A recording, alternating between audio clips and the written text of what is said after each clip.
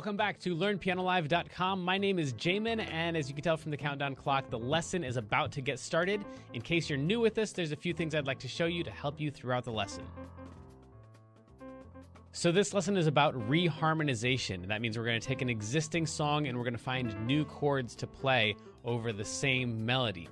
Now, that means that you're probably going to need to already know about chords and keys and probably intervals, and probably have already several songs that you can play well enough that they actually sound like the song. But even if you can't do that, you might pick up some interesting theory bits along the way. So feel free to join us. The goal, though, is not this song. It's not about the song that we're working on. It's really about taking the concepts you like, the reharmonizations, the substitutions that you like from this lesson, and then applying them to other songs that you already know how to play.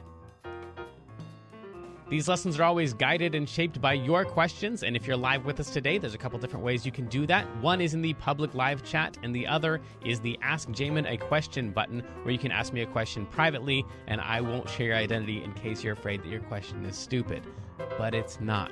If you're in the archives, though, then just open up the survey. At the end of that, there's a place where you can ask your question. I will say I frequently get questions from students in the archives watching a lesson from 6 months ago, and I have no idea what they're talking about. So please try to be as specific as possible. If you're watching this at LearnPianoLive.com, there should be a PDF and an MP3 button right next to this video. The PDF will often have additional video links inside, so you can get more in-depth instruction on each of the topics. And if you're the kind of person who likes to print out the PDF so you can make the same notes on your physical version as I'm making during the lesson, now would be the time to do that. The MP3 is just a play-along track so you can practice more after the lesson. In traditional lessons, a teacher is going to actually present some new concept for maybe 5 or 10 minutes every couple weeks. The rest of the time is going to be spent applying and refining those concepts. Well, here I'm spouting off hours of new information every week, so it's totally unreasonable to expect you to actually absorb all of that. Instead, the goal of these live lessons is for you to find some little nugget of something that makes sense, but is a bit of a challenge, and for you to go practice it, because practice is where all the improvement's going to happen. So don't feel bad if you have to leave the live lesson when you find that little thing that you're going to practice. And of course, if I'm going too fast, you can always rewind the live lessons or replay in the archives as much as you want.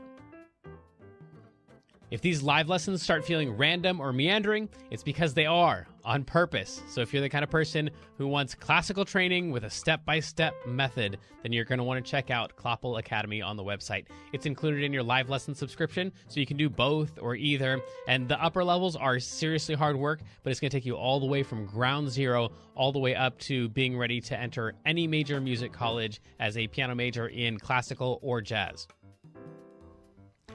And thankfully, I think that's about all we need to cover before the lesson. So if you'd stick around afterwards and fill out the survey, I would love your feedback. But for now, let's have some fun and make some music.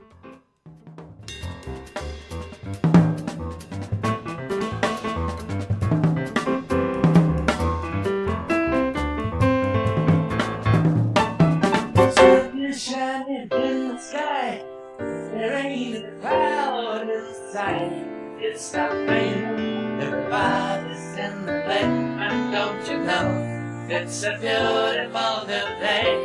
Hey, running down the avenue, see how the sun shines brightly and free on the streets where once was pretty distant blue. Sky is leaving in the day. Hey, Mr. Blue Sky, please tell us why you had to hide away for so long. Where did we go wrong? Mr. Blue Sky, please tell us why you had to hide away for so long. Where did we go wrong?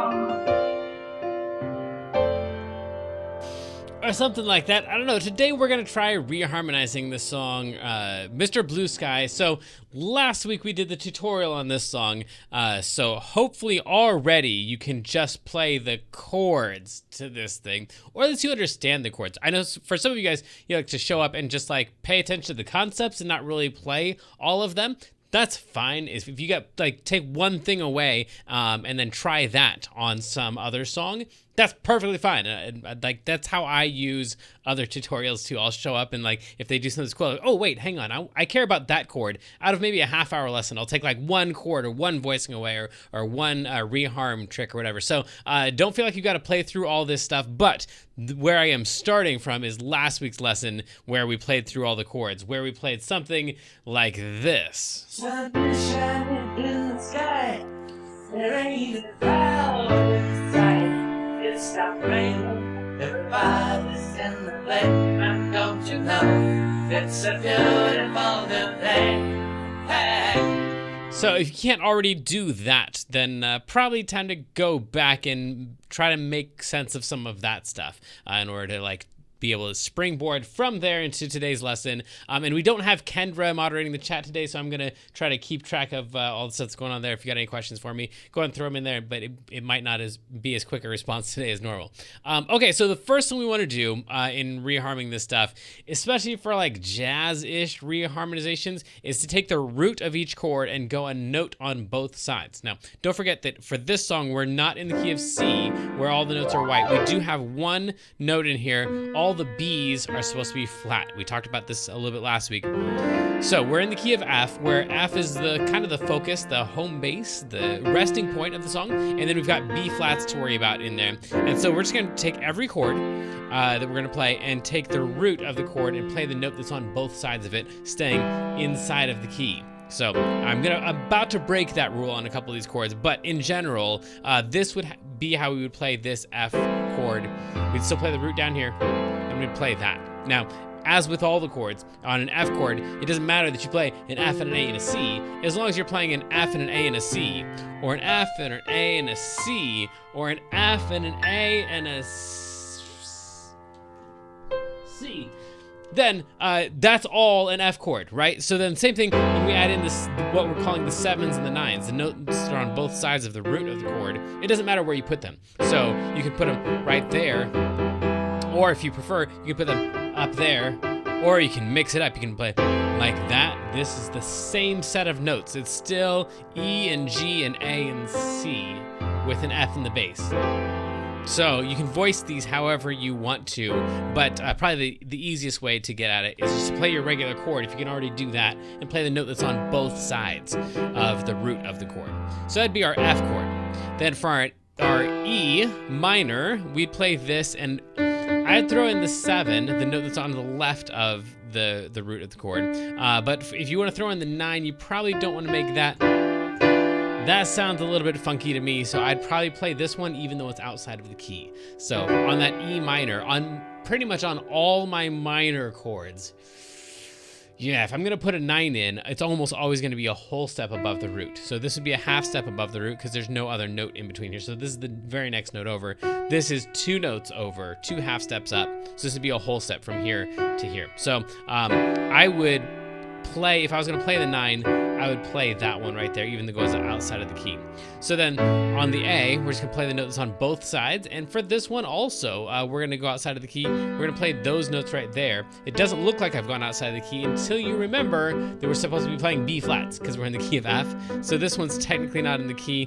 It would technically be that one. But actually, now that I'm saying that, this one would sound awesome too. Either that as your A or that as your A. I might like that one even better. Yeah, I think I like that one. That's what we call an A7 flat 9. But we're still on this first line up here. I guess you can't see that first chord because of the title up there. So we've got the F right there, and then we got the E, and then A7 with maybe a flat 9 or maybe a regular 9, and then D minor, where we're taking this note and split it on both sides. Like that. That's D minor 7. So again, maybe this is the assignment. Maybe this is the thing you want to take away from the lesson, is that on any of the songs that you're playing, you can experiment with taking the root and just breaking it apart and playing the notes on both sides. That'd be the 7 and the 9 of the chord, and that might be something that's really cool to do too. So anyway, that's our F, E, A, D minor, then a G with the notes on both sides right there. And then back to the E minor, back to the A, and then the B flat. So we take the note that's on both sides. Careful for this one, because in the key, this is the next note over on the left, and this is the next note over on the right. So a lot of people would go to that note right there, but we're not allowed to play this note in the key of F. So the note just to the right of this one would be the C. So that's actually following all the rules. It looks like I'm breaking some rule because I skipped over a white note, but B's are not allowed in the key of F. So that's a B flat, and then we'd still play B flat over C, like that, maybe throwing in that B flat, maybe playing it like that, maybe playing it like that or something. That sounds cool too. Yeah, so some kind of B flat over C, and then back to the F. Then all those chords are gonna repeat. I guess we didn't do the C, did we? We haven't had a C before that? That's the first C in the song? That's crazy. Okay, so that's our C, and then the note on both sides of that would be that one and that one. So I'd play the C7 like that. So then just by doing that, all those chords repeat, going all the way up to the Mr. Blue Sky, Please Tell Us Why, which I don't think we're actually gonna do for the reharm section. We'll just stick with the first part. So this first part right here, with those 7s and 9s, just that much. I haven't really reharmed anything. I've just added a couple extensions to each of the chords. Sound like this. Sun is shining in the sky. There ain't a cloud in sight.